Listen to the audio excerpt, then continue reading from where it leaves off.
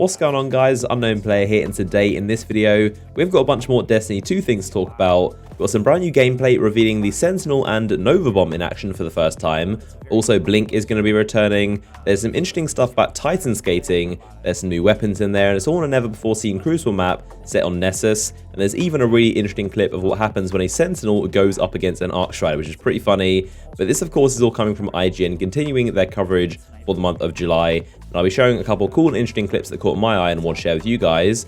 So firstly, let's take a look at that Sentinel Super, the brand new Titan Void class. Now this is pretty interesting because he absolutely destroys the enemy team. He mainly goes on the aggressive and starts attacking all these guys. But you can see he moves really quickly, like a lot faster than you'd expect. And it definitely reminds me of the Vault of Glass relic, how you can almost escape with that. But he moves so quickly, it's really surprising. And it's actually a lot faster considering he can also throw the shield as a long range attack. He can bring it up as like a close range kind of defensive mechanism, and also pop a Ward of Dawn. So this guy is going to be really tough to deal with. I'm wondering what his weakness is, because he's got long range, he can throw the shield, he's got the close range melee ability, he can defend and also pop a bubble if he wants to as well. So this guy, the Sentinel, seems to be very good. I think a lot of people are really wanting to get their hands on with this class in particular.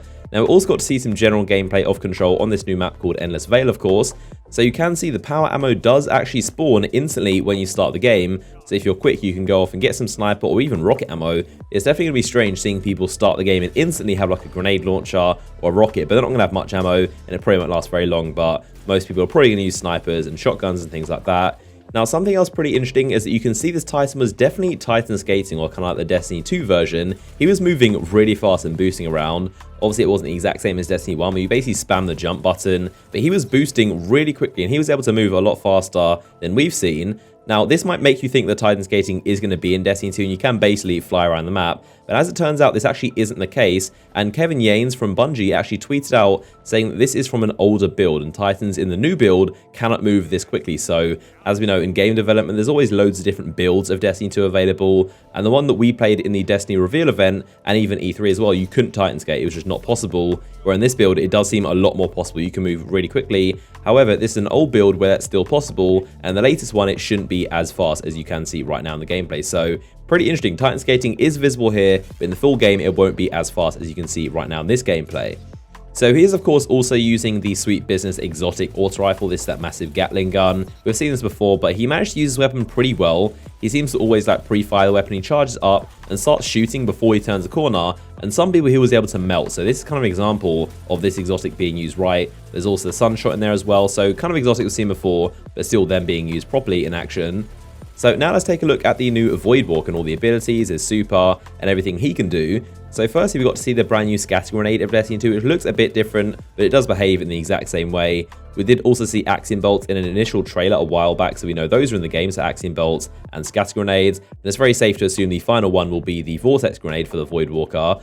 Now, we also got to see Blink, which is going to be returning in Destiny 2. We were kind of unsure because it was removed from the Arc Strider, but Blink is on this Voidwalker. So there you go, Blink is in Destiny 2. And it does seem to be pretty fast. The cooldown isn't too bad. He does like a double one, like 2 in a row pretty quickly. So similar to how it was in Destiny 1. There is still that kind of nerf that happened recently in Destiny 1 where the radar disappears. There's a bit of a delay in between when it comes back. So that is going to be a thing in Destiny 2. And other than that, the animation is a little bit different. It sounds a bit different, but it's still the Blink we know and love. So that's pretty cool to see it coming back. And then we also, of course, got to see the Super, the Nova Bomb, coming back in Destiny 2. We finally get to see what it does. And it's basically the biggest Axiom Bolt you've ever seen in your life. It's just a massive orb. It's really slow traveling, but it basically goes to seek people and then explodes. So it's very similar to the original Nova Bomb, but it's a lot slower. And I guess there's more room for error, because if you miss it, it'll just go and track people as opposed to just whiffing it and hitting the floor with it. So it seems pretty interesting. And again, we know there's multiple variants of it, because we have seen in the trailer it kind of splits off into loads of smaller Axiom Bolts. So it's probably inside the different paths we get to choose what the Super does. And I'm sure there's, of course, a bunch of different perks and abilities you can choose with them.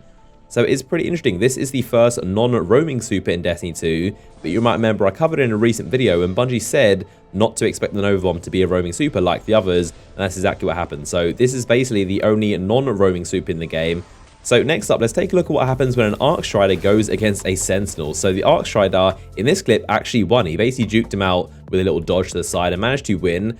Now, the main thing I'm wondering is if this happens all the time, if this is a normal thing, or whether it's rare this Archrider managed to defeat him, because if it was like a Blade Dancer against like a Sunbreaker, the Sunbreaker is going to win almost every single time. So I'm wondering if this is an anomaly, or whether the Archrider will normally win this battle, because the Blade Dancer definitely would not in this situation, and I'm hoping the Archrider would normally win, because I think he should do, because he's supposed to be a close range super, whereas Sentinel's got long range attacks, he's got shielding, he's got so much, so I feel like the Archrider should definitely win this fight, because the only thing he can do is close range attacks. So I'm hoping that's the case.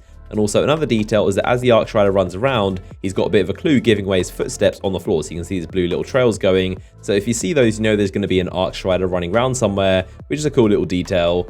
So next up, let's talk about the changes for control in this new and improved version for Destiny 2. So A and C, when you begin the game, they're actually going to be pre-captured, so you do not go and capture your home flag. A and C, or whatever your home flag is, they're already going to be captured for you. So it's basically going to be an instant fight for B, which is pretty interesting. There's also no more neutralizing, so you either cap the flag or you don't. There's no in the middle. There's also adjusted timers, so it's going to be a little bit quicker to capture the flag as opposed to having to sit there for the entire time. It also doesn't matter how many people are on the flag, so if one person's capping it or four, it's going to cap the exact same speed, so you don't need multiple people to cap it faster, so you won't have loads of people clumping up on flag points anymore.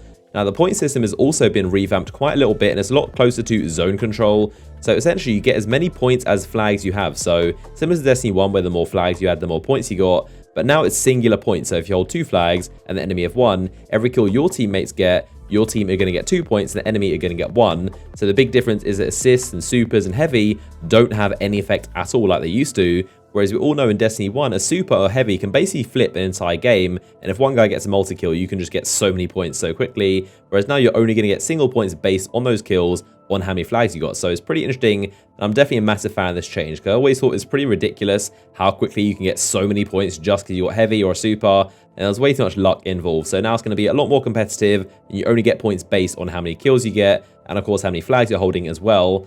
Now, they did say in the beta, these control games are going to be a bit shorter at 8 minutes, and the Mercy Rule is going to be enabled. So this map and this mode is going to be available in the beta, but it's going to be a little bit shorter, only 8 minutes. So do let me know all of your thoughts down below in the comment section. What do you think about the Sentinel Super, the Voidwalker, and also the changes to control? Also, if you enjoyed the video, a like rating would be much appreciated. Of course, I only showed some clips of the gameplay. If you want to see the entire footage, then I'll link the original IGN video down in the description. They've got a bunch more video on this map uploaded. But as always, I hope you guys enjoyed the video, and I'll see you guys in the next one.